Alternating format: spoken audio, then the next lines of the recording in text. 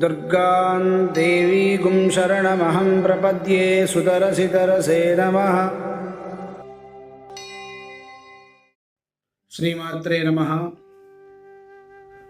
మనిషి జీవితంలో ఎన్నో విద్యలు నేర్చుకుంటాడు, డిగ్రీలు సంపాదిస్తాడు, ఉద్యోగం చేస్తాడు, ధనం సంపాదిస్తాడు, పేరు, ప్రతిష్ట, గౌరవం అన్నీ పొందడానికి ప్రయత్నిస్తాడు.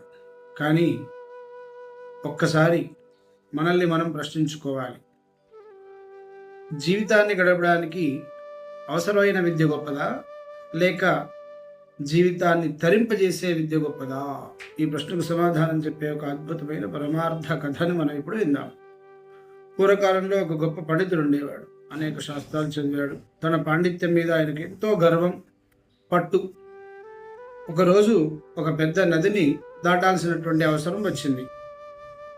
ఒడ్డున ఒక చిన్న పడవ సిద్ధంగా ఉంది. పడవను ఒక సాధారణ వ్యక్తి నడుపుతూ ఉన్నాడు. పండితుడు పడవలో కూర్చున్నాడు. పడవ నెమ్మదిగా నది మధ్యకు సాగుతూ ఉంది.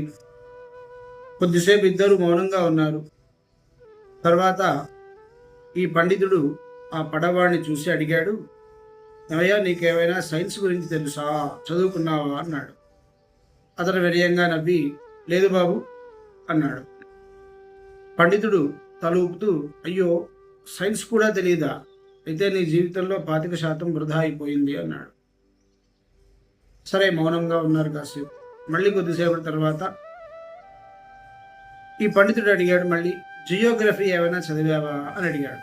పడవవాడు మళ్ళీ నవ్వుతూ, లేదు బాబు అని చెప్పాడు. అయితే ఇంకో 25% కూడా వేస్ట్ అయిపోయిందయ్యా నీ జీవితంలో అన్నాడు.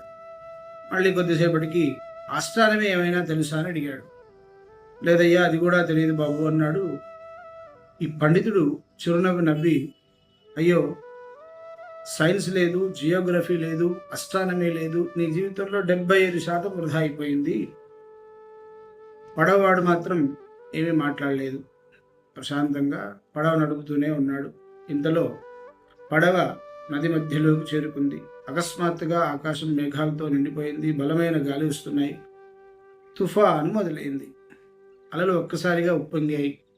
చిన్న పడవ కదా, బలంగా ఊగసాగింది. కొద్ది క్షణాల్లోనే పడవలోకి నీరు రావడం ప్రారంభమైంది. పడవవాడికి పరిస్థితి అర్థమైంది. పడవ ఇక ఎక్కువసేపు నిలబడదని అతను గ్రహించాడు. అప్పుడు అతను ఎంతో ప్రశాంతంగా ఆ పండితుడిని చూస్తూ అడిగాడు, బాబుగారు, మీకు ఈత వచ్చా అని ఒకటే ప్రశ్న. ఆ ప్రశ్న వినగానే ఇప్పటి వరకు ధైర్యంగా మాట్లాడినటువంటి పండితుడు ముఖంలో భయం కనిపించింది. వణుకుతున్నటువంటి స్వరంతో రాదు అన్నాడు. పడవాడు పండితుడిని ప్రేమగా చూసి అన్నాడు, బాబు, మీరు చెప్పింది చాలా నిజమే. నాకు సైన్స్ తెలియదు, జియోగ్రఫీ తెలియదు, దాంతోపాటుగా ఆస్ట్రానమీ కూడా తెలియదు. అందువల్ల నా జీవితంలో కొంత లోటు ఉండవచ్చు, 75% వృధా అయిపోయి ఉండవచ్చు. కానీ మీకు ఇప్పుడు ఈత రాదు కాబట్టి ఇప్పుడు మీ పాండిత్యం మిమ్మల్ని రక్షించదు. అందువల్ల మీ జీవితం 100% వెళ్ళిపోయినట్టే, వృధా అయినట్టే అని చెప్పారు. మీ డిగ్రీలు మిమ్మల్ని ఒడ్డుకు చేర్చవు. ఈ క్షణంలో మీ ప్రాణాన్ని కాపాడేది ఈత మాత్రమే. అంతలో పడవ పూర్తిగా మునిగిపోయింది. పడవవాడు ఈదుకుంటూ సురక్షితంగా ఒడ్డుకు చేరుకున్నాడు. పండితుడు మాత్రం గంగార్పణం, గంగలో మునిగిపోయాడు. ఈ కథలో తప్పు చేసింది ఆ పండితుడు మాత్రమే కాదు, మనలో చాలామంది కూడా తెలియకుండానే అదే తప్పు చేస్తున్నారు. మన జీవితమంతా చదువుకుంటాం, ఉద్యోగాలు చేస్తాం, వ్యాపారాలు చేస్తాం, డబ్బు సంపాదిస్తాం, పేరు ప్రతిష్టల కోసం శ్రమిస్తూనే ఉంటాం. ఇవన్నీ అవసరమే, కానీ వీటిని ఎవరూ తప్పు అనడం లేదు. ఎందుకంటే లోక విద్య మనకు జీవనోపాధిని ఇస్తుంది. కానీ ఒక్కసారి ఆలోచించండి, జీవితం చివరి క్షణంలో మన డిగ్రీ మనతో వస్తుందా?